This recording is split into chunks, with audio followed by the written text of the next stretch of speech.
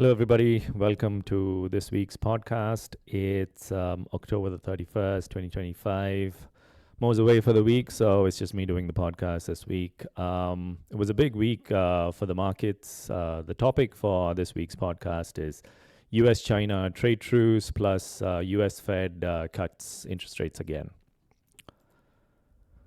Like I was saying, big week for the markets. Besides those two major headlines, it was a big week for the stock markets owing to earnings reporting by a lot of the Mag 7 companies, and we'll get into some of that. Let's start by taking a look at the grains markets. As you guys can see, corn was higher, soybean, soy meal higher, canola higher, wheat also higher during the week. The highlights there: soybeans and soy meal were boosted by the outcome from the US-China trade talks, and we'll get into some of the specifics there.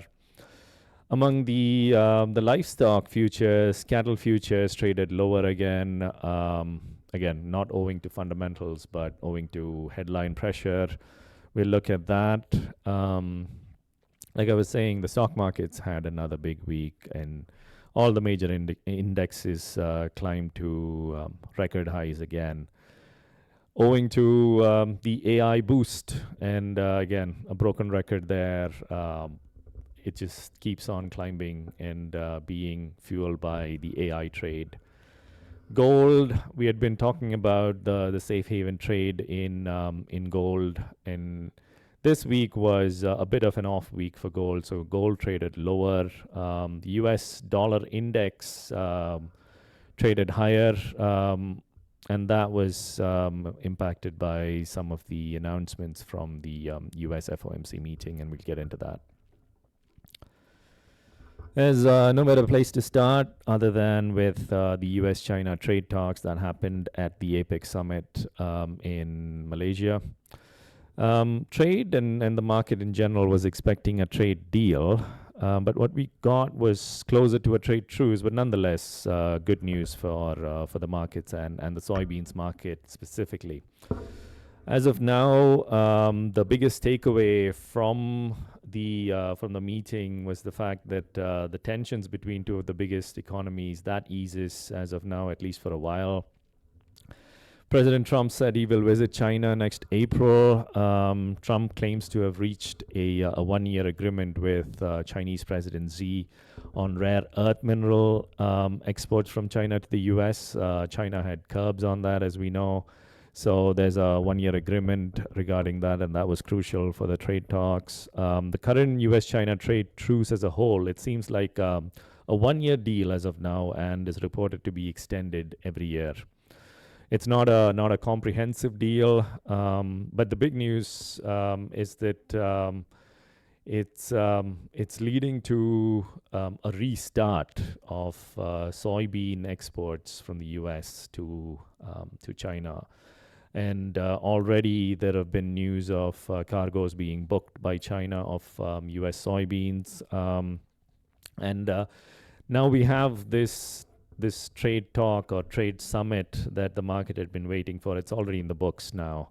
And there's optimism as far as trade is concerned, which, especially in the case of soybeans, that had come to a standstill.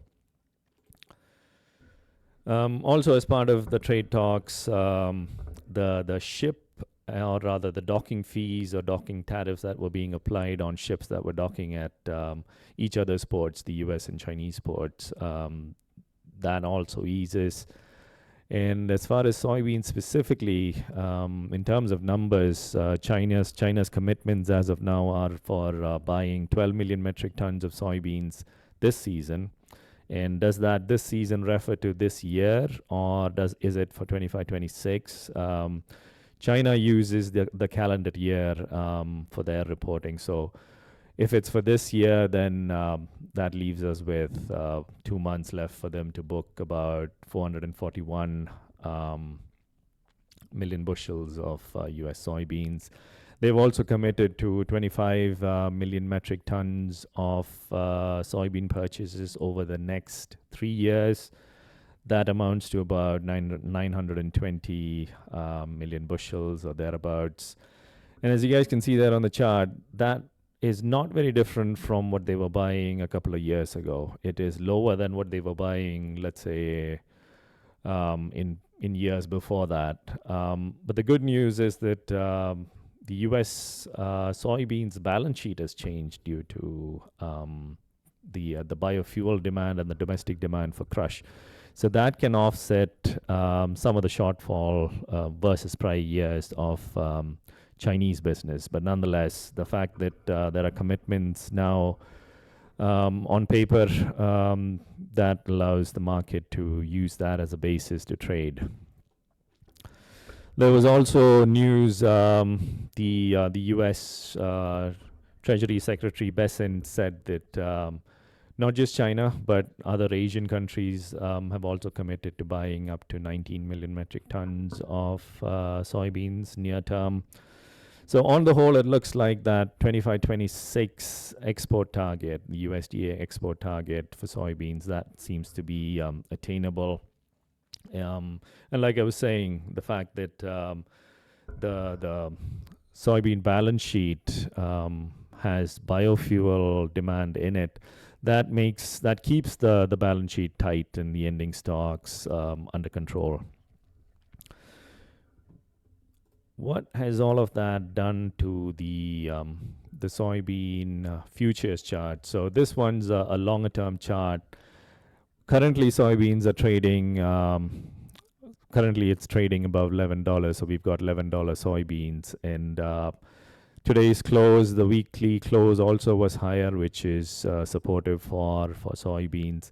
And looking at the long-term chart, soybeans has a tendency, once it crosses $11, it has a tendency to climb to $12. It does not really trade for long in that $11 territory. It climbs higher, and there have been years where it climbed and then retreated as well. But nonetheless, once it crosses $11, it has a tendency to climb higher.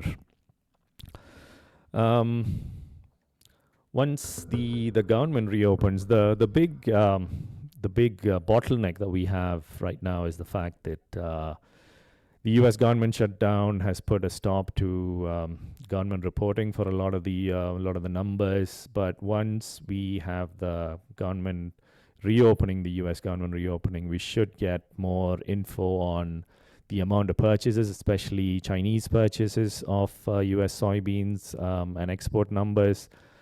There was headline news prior to the Trump-Xi meeting that China had booked 3 cargoes of U.S. soybeans for 25-26, and today again, there's news that they booked another 4 cargoes. Though we are unaware of the exact numbers in terms of governmental data, trade for sure is aware of the business that's happening. And on the whole, through the month of October and slightly prior to that as well, if you look at the movement in soybean futures, it's climbed by over $1. So it was trading close to $10, and now we are trading $11 soybeans. Another factor that can impact the soybean balance sheet is the weather in South America.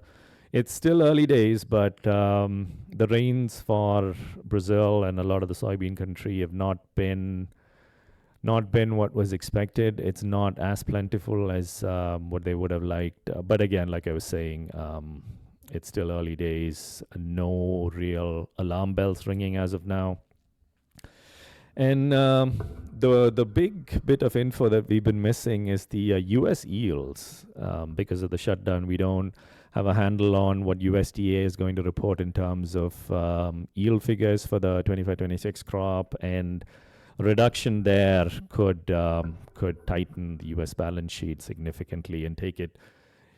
And they would have to make adjustments to exports as well if they reduce production. But any reduction in that yield figure should lead to tightening of that U.S. Soybean balance sheet.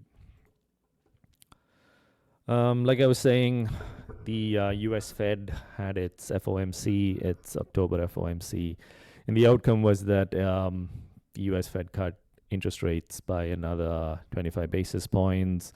So as of now, we have the interest rates for the US, the central rates at 3.75 to 4%. And this was the second cut in 2025. And again, the Fed also voiced the fact that there's limited data available due to the government shutdown.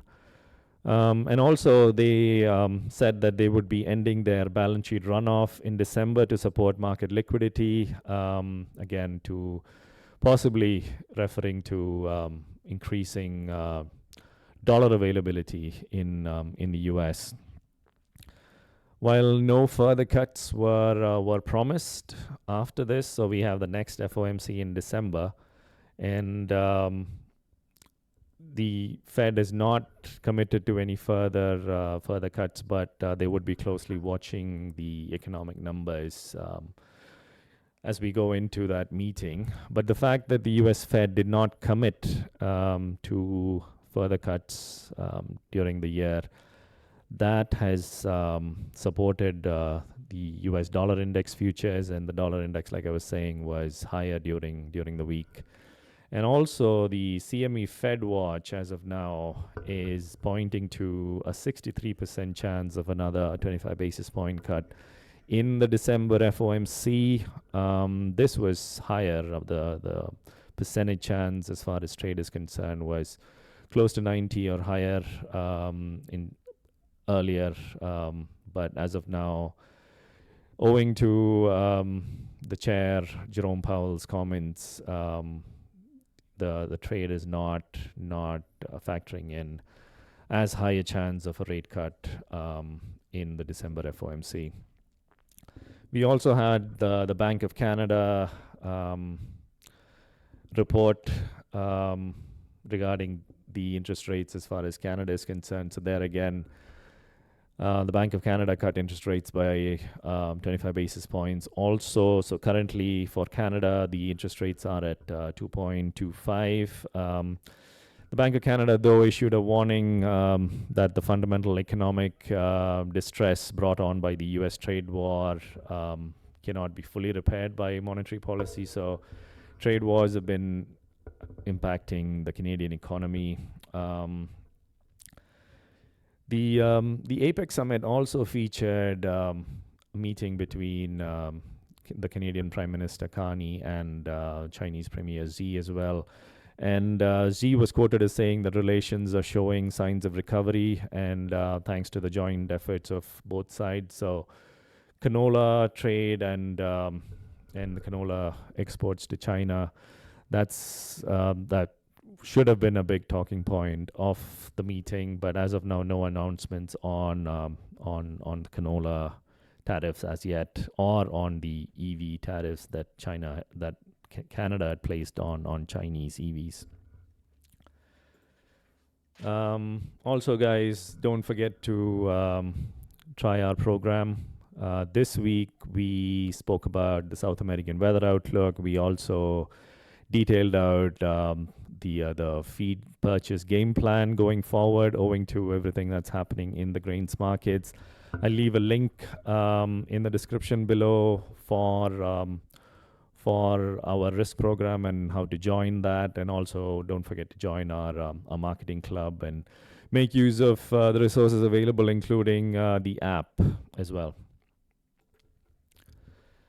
Moving on, and this here is the soy meal chart. So like I was saying, soybeans and soy meal climbed higher this week, and a bull market in soybeans is a bull market in soy meal. Soy meal futures have had 14 consecutive higher closes, session closes, which is not normal. And fund short covering was a major feature. Again, the CFTC report also has stopped due to the U.S. government shutdown. Funds were record short during the past month, and all of that has led to, as you guys can see there, the RSI shows the overbought and oversold situation, we have climbed into overbought territory over the last couple of weeks. Actually, the trade that happened during half of October.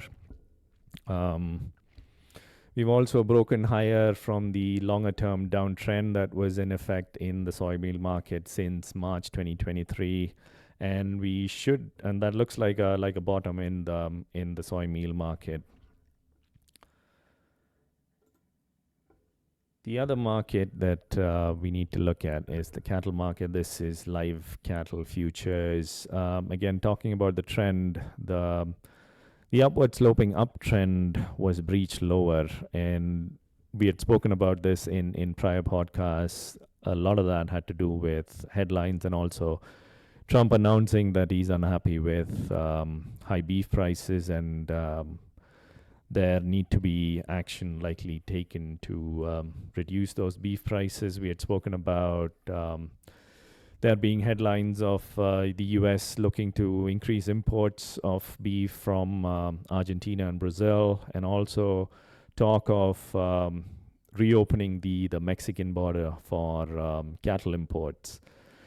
The tight situation in the U.S. continues. There's no change to that. The Mexican border reopening is not going to happen near term, a lot owing to the fact that New World screwworm disease, that continues to be an issue and very close to the U.S. border as well.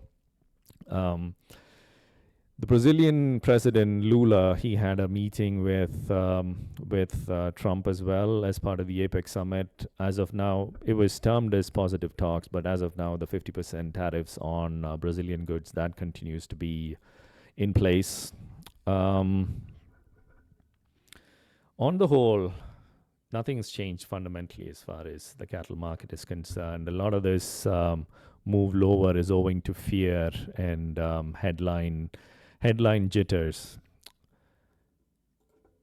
This is the feeder cattle market that too had a few gaps lower owing to those headlines, and albeit this is from record high territory. So at those dizzying heights, it's not really a surprise that the market should react so violently, or rather so sharply. In live cattle, we had a couple of days of limit low closes as well. So with the funds actually unwinding and a lot of the investors taking profit, that has led to the cattle market easing from those record highs.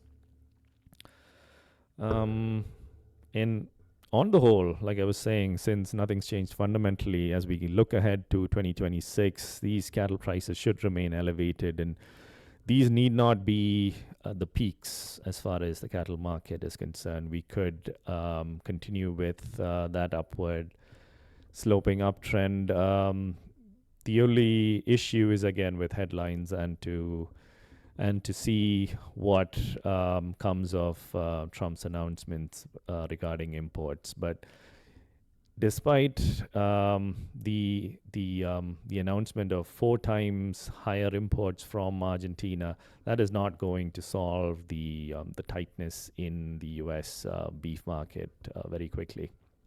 It's going to be another year of tightness as far as the market is concerned. And normally, once expansion begins, which we do not have any news of expansion having begun even at current prices, expansion in the cattle industry in the U.S. Once expansion begins, it takes at least 1 to 2 years for that to lead to increased production. And that hasn't taken off yet. So the market is still supported by strong fundamentals.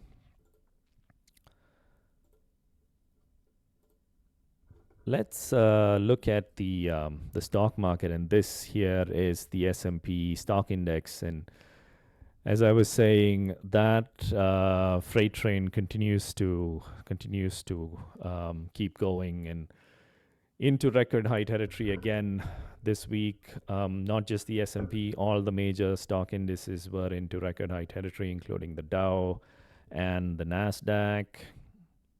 This is the Nasdaq, and both these markets showed a gap higher into that upward leg and record high territory there. And like I was saying, it was earnings reporting season, and I'll just get into some of the numbers as far as the Mag 7 is concerned. Again, Apple climbed by about 3% following their earnings report, and they reported 102.47 billion in revenue for Q3, owing to sales and iPhone sales and services. Alphabet, which is Google, they logged their first 100 billion quarter, and their stock price was up by about 16% following the announcement. Microsoft reported 77.7 billion, but Microsoft shares, though, eased off due to concerns over AI infrastructure spending. So the spending outlay by all these big boys in AI has crossed significant amounts, and that is a bit of a concern because as of now, the demand picture is yet to fully play out.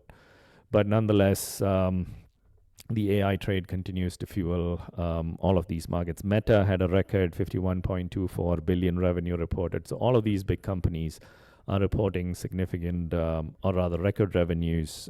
Again, their stocks also closed, or rather eased off a bit due to 15.9 billion in terms of tax charge and rising costs as well, again, owing to AI infrastructure. But significantly, we have the first $5 trillion company in NVIDIA. NVIDIA has crossed $5 trillion in terms of company value and their valuation. And this is owing to the relentless AI chip demand and more sales. Their CEO forecast 500 billion in AI chip sales as investors are flocking to NVIDIA, and NVIDIA crossed $200 per share and into record high territory again. Again, this has been the biggest story as far as markets in general is concerned. Bitcoin has been easing off and had a bit of an off week as well, but as far as AI stocks and NVIDIA is concerned, another strong week for the AI stocks. That is all I have for this week's podcast. Thank you for joining us, and have a great weekend, and we'll catch you guys next week. Bye for now.